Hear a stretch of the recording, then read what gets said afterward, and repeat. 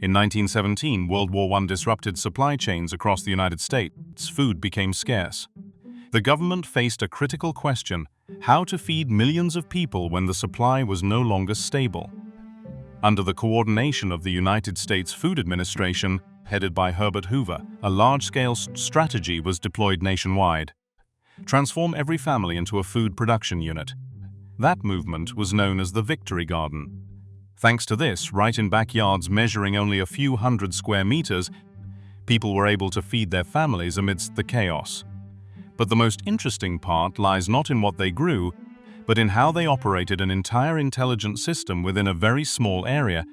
If in the previous video, we solved the problem of starting a business from a 400 square meter garden with only $10. Then today, we will explore the secrets to maintaining and operating this garden in the smartest way possible.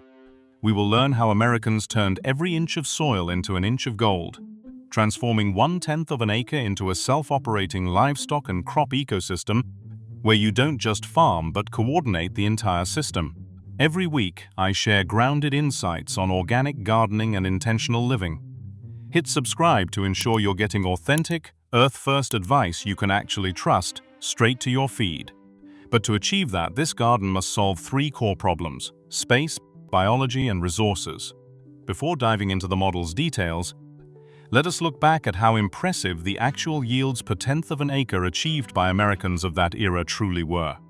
If operated with the proper techniques on these 400 meters squared, your family could harvest between 15 and 25 kilograms of green vegetables every week, a figure more than sufficient to meet the essential vitamin requirements for all 4 members. It does not stop at vegetables. Maintaining 5 properly rotated hens will yield an average of 20 eggs per week, amounting to over 1,000 eggs per year, creating a clean and stable source of protein that is never interrupted. Furthermore, storage crops such as potatoes, squashes, or onions will serve as a strategic backup energy source for off-season months. While the core objective is not necessarily total self-sufficiency, meeting 60 to 80% of basic dietary needs is entirely feasible, helping you step-by-step sever your dependence on volatile external supply systems. This impressive yield does not come by chance but is the result of a complete shift in mindset among the American people, from merely planting crops to operating a mutually supportive ecosystem. Instead of leaving land fallow or farming in isolation, they have implemented radical symbiotic techniques, turning every component into a link within an endless loop. Within this system, the chicken flock is more than just a food source. They are trained to function as natural soil-tilling machines, eliminating manual labor. Groups of leafy greens, root vegetables, legumes, and fruiting plants are not planted arbitrarily, but are arranged in a scientific crop rotation sequence to self-store nutrients and enhance soil fertility.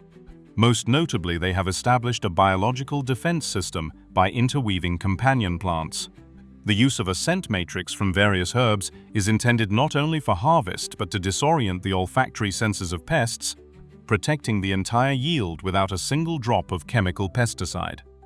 It is precisely this rhythmic coordination between animal husbandry, crop rotation, and scent navigation that has maximized productivity on every square meter of land. And for that system to operate effectively, we will begin with the most crucial foundation of this entire structure: the element of space.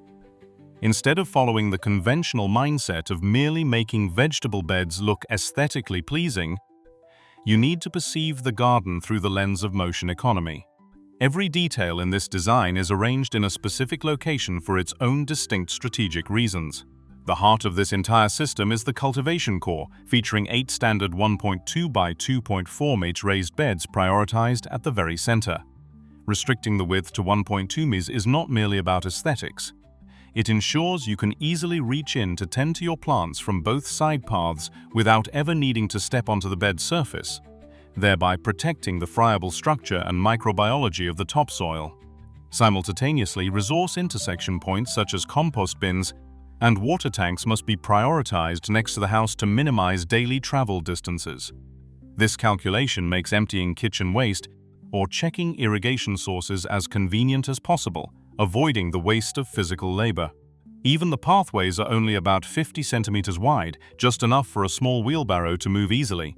When areas are placed correctly and connected logically, you can completely oversee and manage this entire 400-meter squared area in just a few dozen steps. The second gear in this system is the ecosystem, where we are not merely growing plants or raising animals in isolation, but are actually programming the components to care for one another. Instead of simply raising chickens for eggs in the traditional way, you should implement a tactical work schedule for them, through a mobile coop model to transform the flock into genuine soil rehabilitation machines. The operational process of the chickens is specified day by day. On the first day, they clear away weeds. On the second, they eliminate all insect larvae within the soil. And by the third day, they directly apply a layer of nutrient-rich fresh manure onto the garden beds. When you synchronize the movement of the chicken coop with the harvest cycle of the vegetable beds, you can almost entirely eliminate the backbreaking labor of manual tilling or fertilizing. The core value for regenerating and maintaining soil fertility lies in the secret of a 4-part crop rotation process with a strictly scientific order: leafy greens, root vegetables, legumes, and finally fruiting plants. The logic behind this arrangement begins with leafy greens consuming the initial abundant nitrogen, followed by root vegetables with their ability to utilize phosphorus sources in deeper soil layers that other plants cannot reach. Afterward, the legume group acts like a biological charging station to fix nitrogen from the atmosphere and return nutrients to the soil through root nodules, so that ultimately fruiting plants can fully enjoy a substrate that has been restored and completely cleansed of pathogens.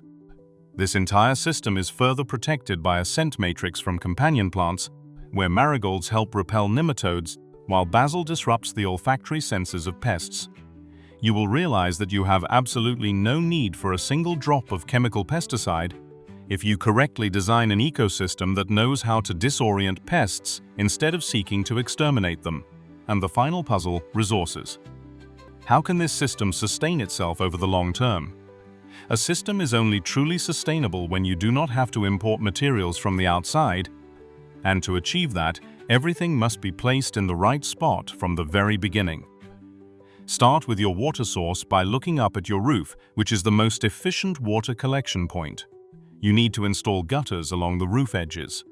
To direct water down into containers with a capacity of about 1,000 liters, placed at the highest possible points in the garden, such as against house walls or in yard corners, so that water can be gravity-fed through a drip irrigation system along the beds, preventing waste and keeping foliage dry to reduce the risk of fungal diseases. As for fertilizer, the composting area does not need to be beautiful, but it must be convenient.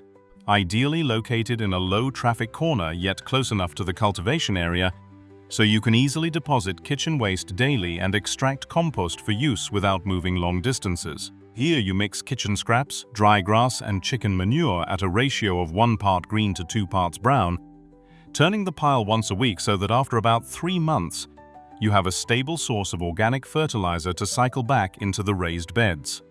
Regarding seeds, you do not need a separate storage area. Instead, turn the garden itself into a living bank by selecting a few of the healthiest plants within each bed, placing them in low-impact spots, and allowing them to grow until the end of their cycle for seed harvesting.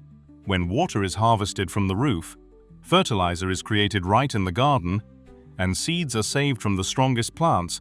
The 3 elements of space, biology, and resources begin to lock together to transform individual components into a complete system, making the question now not what to do, but how to build this entire system in real life without becoming overwhelmed. The secret lies in the fact that we do not work instead of nature, but rather design so that the components take care of each other. Your workday is condensed into just 30 to 60 minutes thanks to 3 core self-operating mechanisms. The first is autonomy in nutrition and soil preparation. Instead of exhausting yourself with tilling, you simply move a mobile chicken tractor. Here, the flock forages on weeds and pests while simultaneously fertilizing the beds directly, preparing a humus-rich soil base for the next season without you ever having to touch a hoe. The second is plant self-defense. By intercropping groups of plants according to companion planting models, you allow the plants to protect one another. For instance, plants with strong scents like basil or marigolds automatically act as bodyguards, confusing the olfactory senses of pests instead of you having to spray each row. Finally is resource automation. A drip irrigation system leveraging gravity from elevated tanks delivers water precisely to the roots, completely eliminating manual watering. When you combine low-maintenance storage crops like potatoes and squashes with short-term vegetable beds, the workload is spread evenly and becomes manageable. At this stage, every small daily action, such as harvesting vegetables or adding kitchen scraps to the compost bin, is merely the final piece of the puzzle to maintain a biological system that is operating efficiently on its own with minimal effort. If you are wondering where to begin, here are the milestones you can reference to build a self-sufficient garden on your 110-acre plot. The first stage involves shaping the framework for the system by starting humbly with just 2 raised beds and a well-designed pathway system. This is a crucial period for you to become familiar with the shifting rhythm of the soil and learn how to control irrigation water effectively. Once the soil foundation has begun to stabilize, you will move to stage 2 to activate biological elements by introducing a flock of chickens, along with crop rotation and intercropping techniques into practical operation. During this phase, you should steadily expand by 2 new vegetable beds each month.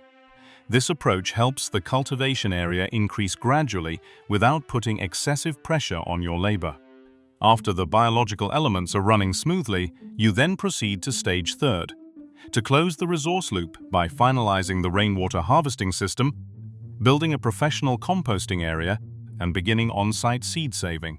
Throughout this construction process, you must prioritize selecting crops with long storage potential, such as potatoes, onions, or squashes, as they are the essential backup energy sources that ensure your family's food system never breaks down, even during harsh weather conditions. A 110-acre garden is more than just a place to grow vegetables. It is a system that grants you complete autonomy. You don't need a massive farm to start, you just need to start the right way. Do not wait until everything is perfect. Lay the first bricks for your raised beds today. If you want to join me in building this self-sufficient and sustainable lifestyle, please subscribe to the channel so you don't miss the upcoming detailed guides. I wish you the best in soon having a lush green ecosystem right in your own backyard. See you in the next video.